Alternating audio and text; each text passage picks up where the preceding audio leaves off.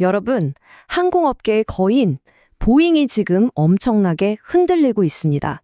뉴스에서는 연일 사고 소식이 들려오고 있지만 진짜 위기는 어쩌면 보이지 않는 곳, 바로 이 회사의 재무제표 안에 숨어 있을지도 모릅니다. 오늘 저희는 잠시 감정적인 부분은 내려놓고요.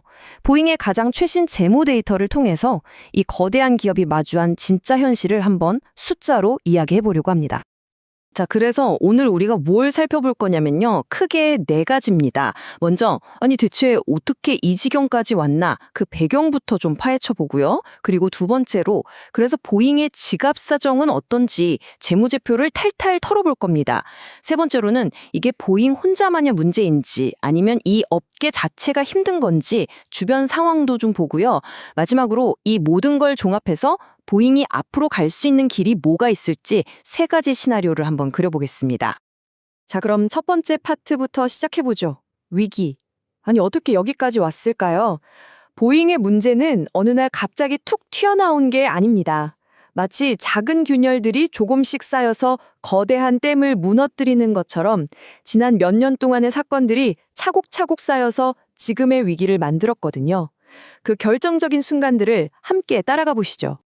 이 모든 위기의 시작, 혹은 뭐랄까 기폭제가 된 게 바로 이 문장이라고 할 수 있습니다. 이건 언론 보도가 아니라 보잉이 직접 규제 당국에 제출한 공식 보고서에 담긴 내용입니다. FAA가 특정 기종 운항을 그냥 전면 중단시켜버렸다. 이건 그냥 결함이 좀 있네 수준이 아니라는 거죠. 보잉의 안전 시스템 전체에 대한 신뢰가 무너졌다는 걸 공식적으로 보여주는 사건이었습니다. 부시는 타임라인처럼 정말 악재가 꼬리에 꼬리를 물고 터졌습니다. 2018년 737 맥스 참사로 시작된 이 안전 문제는요, 결국 법적인 문제로 번졌죠. 근데 그걸로 끝이 아니었어요. 비행 중에 동체가 뜯겨나가는 진짜 영화에서나 볼 법한 사고가 터져버린 겁니다. 여기에 노조 파업의 생산 차질까지. 와, 정말 뭐 하나 제대로 돌아가는 게 없는 총체적 난국이라고 할 수 있겠죠. 자, 이제부터가 진짜입니다. 뉴스에서 떠드는 얘기 말고요. 이 회사의 속사정을 들여다볼 시간입니다. 바로 보잉의 재무 데이터죠. 흔히들 숫자는 거짓말을 하지 않는다고 하잖아요. 과연 그 숫자들이 우리에게 무슨 말을 해주는지 한번 제대로 파헤쳐 보겠습니다. 와, 첫 숫자부터 정말 입이 떡 벌어지네요. 마이너스 59억 8천만 달러.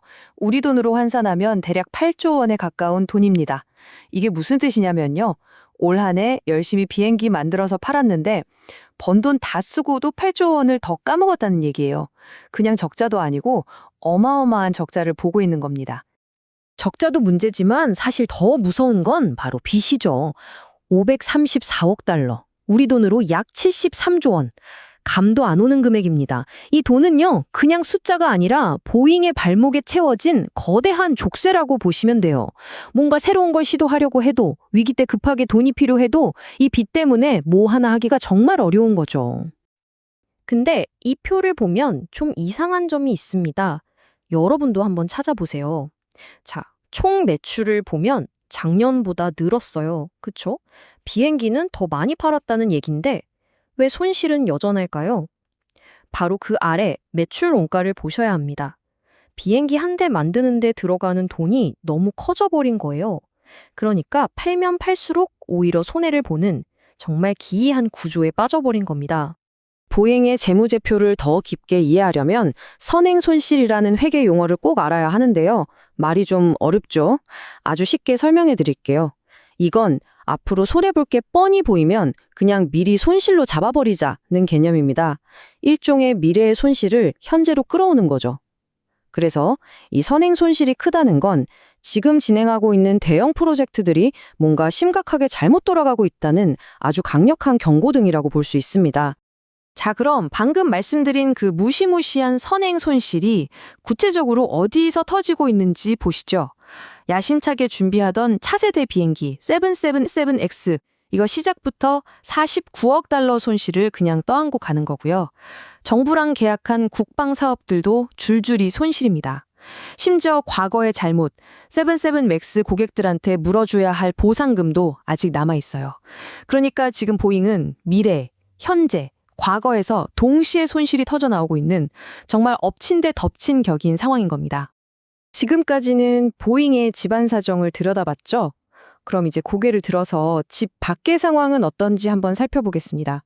과연 보잉을 둘러싼 이 항공산업 전체의 날씨는 맑을까요? 아니면 폭풍우가 몰아치고 있을까요? 외부의 압박과 내부의 위험이 어떻게 얽혀 있는지 한번 짚어보죠. 딱 이 그림입니다. 보잉은 지금 말 그대로 안팎으로 꽉 낀 샌드위치 신세예요. 왼쪽을 보시면 생산이 느려지고 인증은 계속 지연되고 이건 어떻게든 보잉 스스로 해결해야 할 내부 문제들이죠. 그런데 오른쪽을 보세요. 미중 갈등이나 공급망 문제 같은 것들은 보잉 혼자 힘으로는 어떻게 할 수 없는 거대한 파도잖아요. 이 두 가지가 동시에 덮치고 있는 겁니다. 이건 저희가 이럴 것이다 추측하는 게 아닙니다. 보잉이 보고서에 직접 이것들이 우리 회사를 위협하는 가장 큰 위험 요소들입니다. 라고 적어놓은 리스트예요. 특히 주목할 만한 게 신형 비행기 인증이 계속 늦어지는 문제, 그리고 세계 최대 시장인 중국과의 관계. 이 두 가지는 정말 언제 터질지 모르는 시한폭탄 같은 거죠. 이 폭탄을 해체하지 못하면 정말 회사의 미래를 장담하기 어렵습니다. 자, 이제 마지막 장입니다. 지금까지 문제점들을 쭉 진단해봤으니까 이제는 처방전을 한번 내봐야겠죠? 이 모든 데이터를 바탕으로 보잉이 앞으로 걸어갈 수 있는 길, 3가지 시나리오를 한번 그려보겠습니다. 그런데요, 본격적인 미래 시나리오를 얘기하기 전에 이 숫자만큼은 꼭 짚고 넘어가야 합니다. 6,357억 달러. 우리 돈으로 무려 870조 원입니다. 와, 지금까지 계속 우울한 숫자들만 보다가 이 숫자를 보니까 숨통이 좀 트이지 않으세요? 이게 뭐냐면 앞으로 만들어야 할 비행기 주문이 이만큼이나 밀려있다는 뜻입니다. 한마디로 보잉이 이 모든 위기 속에서도 아직 버틸 수 있는 가장 강력한 믿는 구석인 셈이죠. 자, 그렇다면 보잉 앞에 놓인 3가지 길은 무엇일까요? 첫 번째는 느리지만 꾸준한 회복 시나리오입니다. 쌓아놓은 주문이 워낙 많으니까 망하진 않겠지만 고질적인 문제들 때문에 그냥 현상 유지나 하면서 더디게 가는 길이죠. 두 번째는 전략적 대수술. 이게 바로 베스 시나리오입니다. 이 위기를 기회로 삼아서 정말 뼈를 깎는 혁신을 통해 완벽하게 다른 회사로 다시 태어나는 거죠. 그리고 마지막 3번째는 계속되는 난기류, 최악의 시나리오입니다. 숨겨뒀던 위험 요인들이 결국 터져버리면서 걷잡을 수 없이 추락하는 길입니다. 결국 보잉은 이 3갈래 길 앞에 서 있습니다. 870조 원이라는 엄청난 주문을 등에 업고 있지만 사방의 암초로 가득한 위험한 바다를 항해해야 하는 상황이죠.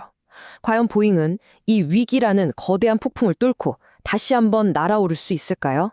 아니면 이대로 암초에 부딪혀 좌초하고 말까요? 오늘 저희가 함께 살펴본 데이터들이 여러분이 이 질문에 대한 답을 찾는데 조금이나마 도움이 되었으면 좋겠습니다. 여러분의 생각은 어떠신가요?